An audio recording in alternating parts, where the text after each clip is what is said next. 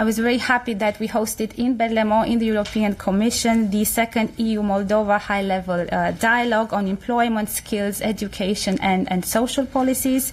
It's the first one to take place in Brussels. The one with which we launched happened in Chisinau last June.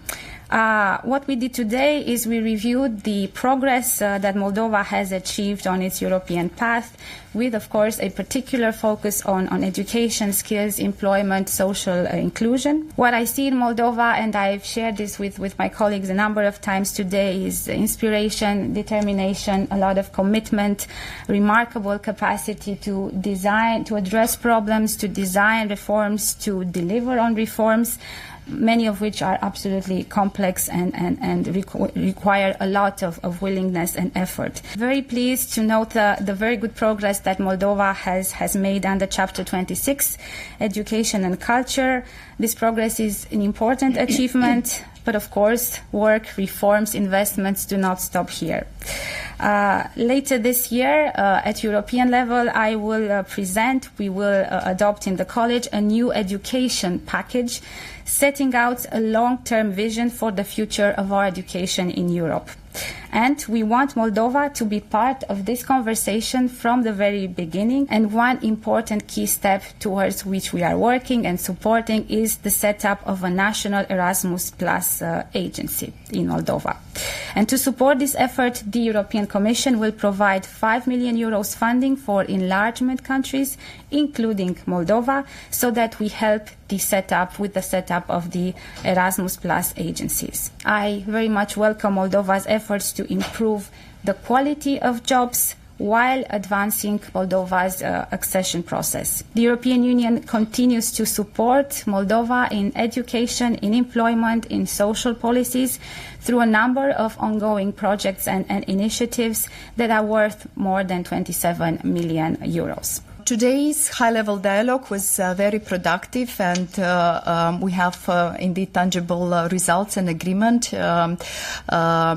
We very much welcome the agreement to strengthen the collaboration with EU OSHA, including the development of the new programs and projects tailored to Moldova's specific needs in the field of occupational safety and health. We also highly value the Commission's support for the development of Moldova Youth Guarantee implementation plan, which will be really instrumental in improving opportunities for young people and facilitating their transition into employment. Moldova is ready to do the work of membership, and we are doing it already.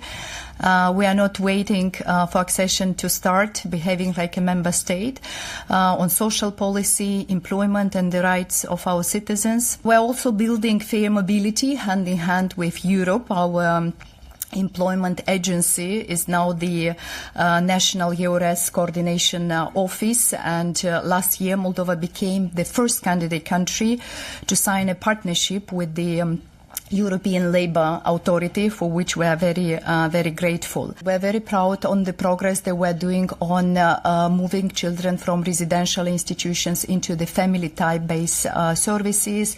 If 10 years ago Moldova had over 2,000 children living in institutions, today the number decreased by 85%. We are developing the family type services because we believe a child belongs in a family and not a building.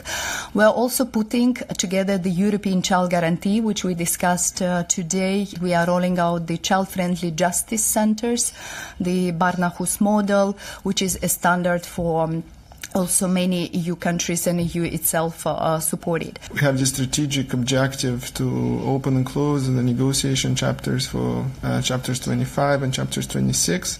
So these high-level dialogues present an opportunity to check where we are on this path and what progress has been done, and we have been making a lot of effort over the last years. Also, we have a strong mandate from the Moldovan people to move as fast as possible with European integration, and by 2028 to be able to sign the accession treaty. In that regard, of course, and there are big expectations on behalf of the Moldovan young people in terms of modernizing the system, and European support is extremely crucial for this. We are in a process of consolidating the network of schools in the country, of providing better access to high-quality education, particularly for children from rural areas, investing significantly in a special network of model schools, also upgrading and updating our curriculum, our textbooks. And I'm very happy to take stock of the fact that our priorities are very closely aligned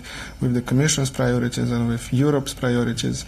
We are as concerned and as focused on increasing competitiveness for our young people and for them to be fully able to participate on equal terms in the global market. All the things that we've discussed today about Moldova as a candidate country, accessing resources that we already have in education, in employment, is happening. So the intention is to make Moldova ready before it's an official member state to be able to use knowledge, expertise, and this type of instrument, the app that you've mentioned for child safety online, is one such example.